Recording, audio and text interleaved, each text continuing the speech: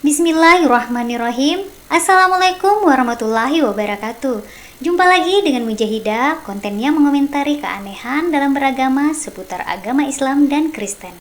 Beberapa orang yang saya ketemu itu dia sangat kelelahan ya, sangat berat bagi mereka. Harus berjalan sekian kilometer dengan resiko tanah ini bisa runtuh sewaktu-waktu ya. Jadi mereka itu berjalan untuk mendapatkan harga beras yang wajar ya. Saya datang bukan sebagai ustadz, saya datang sebagai keluarga Bapak Ibu semua. Saya datang sebagai saudara. Setidaknya tidak malu di hadapan Nabi saat pulang nanti. Keluarga kamu di Aceh begini, kamu kerja apa? Apa cuma cukup ceramah? Yang paling penting, hati-hati ya. Hati-hati. Kita dengan Aceh baru punya perjanjian damai 20 tahun, saudara. Hati-hati.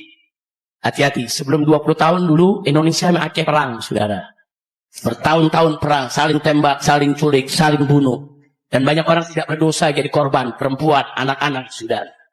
Hati-hati. Jangan sampai kalau Aceh tidak diperhatikan, nanti mereka kecewa. Kalau mereka kecewa, nanti mereka keluar dari perjanjian. Kalau mereka keluar dari perjanjian, mereka akan angkat senjata lagi untuk lawan Republik Indonesia, saudara. Dan ingat, hari ini, saudara, suara-suara minta Aceh merdeka itu meluas. Yang tadinya dulu nggak mau Indonesia Aceh merdeka, sekarang jadi mau.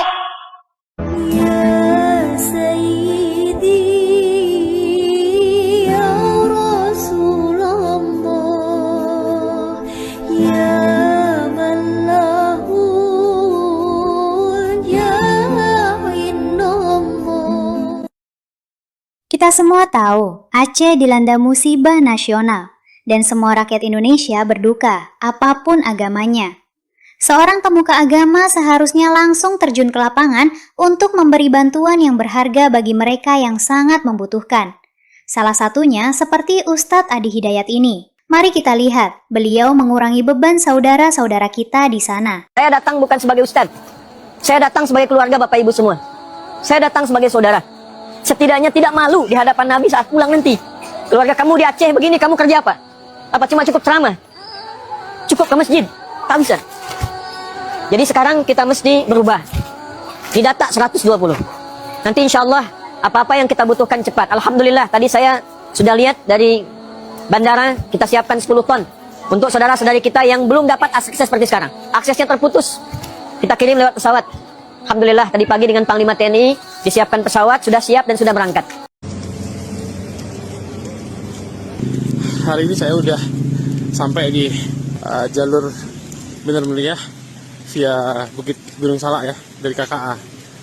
Jadi ini adalah desa, sebentar lupa, Burnipasi. Jadi di desa Burnipasi ini mungkin salah satu titik terparah di jalur ini ya. Ada beberapa ekskavator yang sedang bekerja untuk bisa dilalui oleh kendaraan roda 4. Ini pemandangannya luar biasa ya teman-teman di sini. Warga di sini itu berjibaku dengan jalan yang longsor ditambah lagi dengan hujan ya. Yang sekarang kita di sini kita bagi, saya bawa 60 ton. Dari Jakarta sudah disiapkan satu mobil sekitar kurang lebih 8 ton itu khusus untuk ke sini. Kemudian kita juga belanja tadi di perjalanan dari Medan. Saya datang tengah malam, hampir tak tidur. Subuh kami berdoa, sholat berjamaah. Kemudian ke hanggar memastikan apa yang dibawa itu siap berangkat. Sekarang tiba di sini, insya Allah kita buat 3 hal. Yang pertama, listrik sudah nyala belum? Belum. Insya Allah hari ini ada genset ya.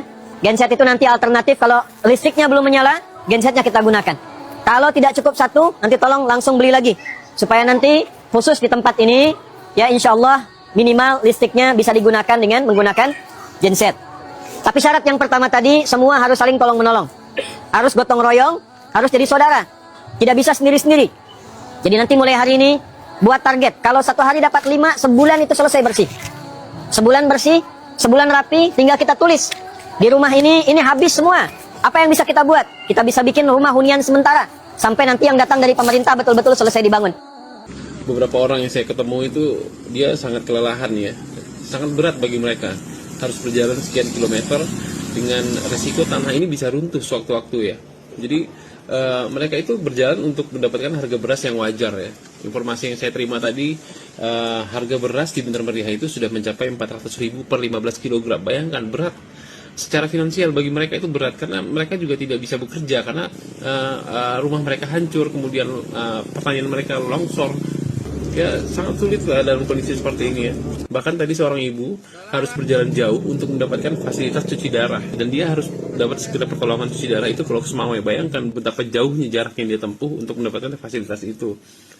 Mungkin itulah yang bisa saya gambarkan untuk saat ini di jalur Benar Meriah yang menghubungkan antara Aceh Utara dan Benar Meriah lewat KKA gitu. Bang.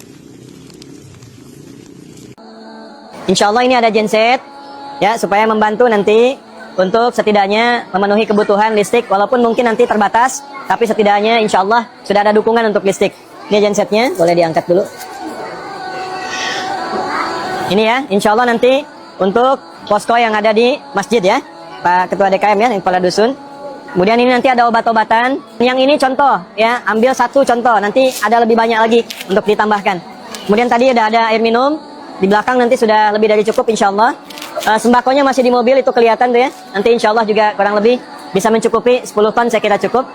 Kemudian yang terakhir, nah ini nanti saya serahkan ke Kepala Dusun ya, dengan Ketua DKM di sini.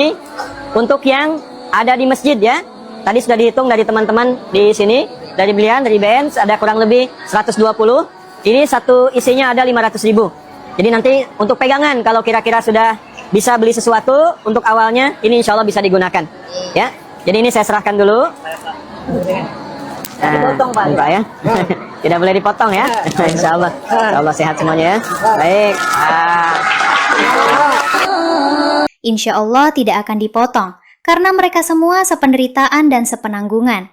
Semoga orang-orang yang meringankan kesusahan saudara-saudara kita di Sumatera Utara mendapat balasan dan ganjaran yang mulia di sisi Allah yang Maha Esa. Berbeda dengan para Ba'alwi, ceramah pemuka agamanya bukannya adem ayem, bikin semangat dan bersabar, tapi malah membuka luka lama, dan menurut Mujahidah, hal seperti ini sama saja ingin menghancurkan NKRI. Gak mau NKRI damai, maunya ada keributan dan adu domba. Yang paling penting, hati-hati ya. Hati-hati. Kita dengan Aceh baru punya perjanjian damai 20 tahun, saudara. Hati-hati. Hati-hati. Sebelum 20 tahun dulu, Indonesia sama Aceh perang, saudara. Bertahun-tahun perang, saling tembak, saling culik, saling bunuh. Dan banyak orang tidak berdosa jadi korban, perempuan, anak-anak, saudara. Hati-hati. Jangan sampai kalau Aceh tidak diperhatikan, nanti mereka kecewa.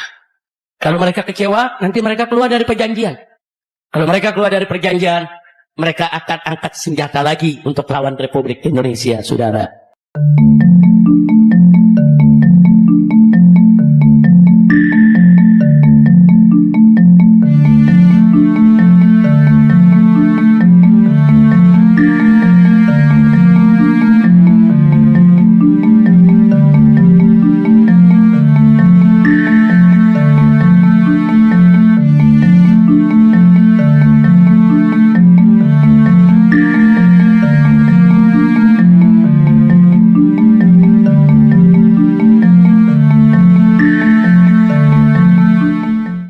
Dan ingat, hari ini saudara, suara-suara minta Aceh merdeka itu meluas.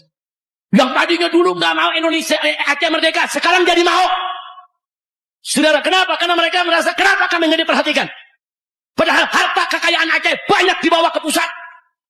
Minyak kami disedot, gas kami disedot, emas kami disedot, yaitu tambang kami disedot. Kenapa begitu kami susah? Mencairkan bantuan aja juga susah. Hati-hati. Saya hanya berikan peringatan kepada pemerintah pusat, kalau besok Aceh marah, mereka bergerak, angkat lagi senjata, jangan salahkan bangsa Aceh. Introspeksi diri, saudara. Saya ini pulang pergi, bulak balik capek ke Aceh, saudara. Bukan buat mengeluh, bukan. Saya ke Aceh dalam rangka apa? Untuk merangkul mereka. Dari dulu, mereka memerdeka, saya nasihati, jangan. Yuk kita bersatu. Mereka mau bergerak, kita nasihati, jangan. Perang itu tidak indah, damai itu indah. Sampai kemarin hampir-hampir mereka bergerak mau merdeka. Gara-gara soal 4 pulau, saudara. Saya terbang lagi ke sana, kumpulkan umat di lapangan, ribuan yang hadir. Kita bujuk mereka, kita ajak diskusi tokohnya, para ulamanya. Adem, saudara. Nah, sekarang mereka minta bantu dong. Pemerintah pusat saya yakin Prabowo-nya, Menteri Keuangannya sudah menyiapkan dana. Bahkan Menteri Keuangan sudah mengatakan ada 60 triliun yang siap diturunkan ke Aceh. Lekas segera. Ini kadang-kadang bantuan dari atas ke bawah, saudara. Ini lewat pintu-pintu, saudara. Di setiap pintu disunat-sunatin, saudara. Sampai di bawah tinggal ampasnya doang. Udah ngaku aja lah di Indonesia begitu, betul? Betul. Kalau perlu 60 triliun biar Pak Menteri Keuangan Pak Purbaya bawa langsung itu uang ke Aceh, bawa langsung ke Sumatera Utara, bawa langsung ke Sumatera Barat. Bikin satu tim yang independen mengawasi penggunaan dana tersebut. Tidak boleh dikorupsi, saudara, betul? Kadang-kadang ini koruptor, wah, betul, saudara. Apa duit bencana dimakan juga. Tidak semudah itu angkat senjata lalu berperang dengan saudaranya sendiri, seiman dan seakidah. Seharusnya ceramah itu memberi semangat, bukan jadi provokator mengompori untuk Aceh merdeka. Sungguh menurut kami, pemuka agama seperti ini kerjanya mengambil kesempatan dalam kesempitan. Tidak lebih wataknya seperti Tengku Kori, tidak diperhatikan sedikit lalu berkhianat. Hal seperti itu tidak baik. Jadilah seperti Ustadz Adi Hidayat, hanya ceramah isinya provokasi saja. Benar-benar watak Yahudi Askenazi yang selalu cari panggung keributan. Jika kalian ada merasakan keanehan dalam video ini, kalian punya hak bebas untuk mengomentari dan mengutarakan pendapat kalian terhadap video ini.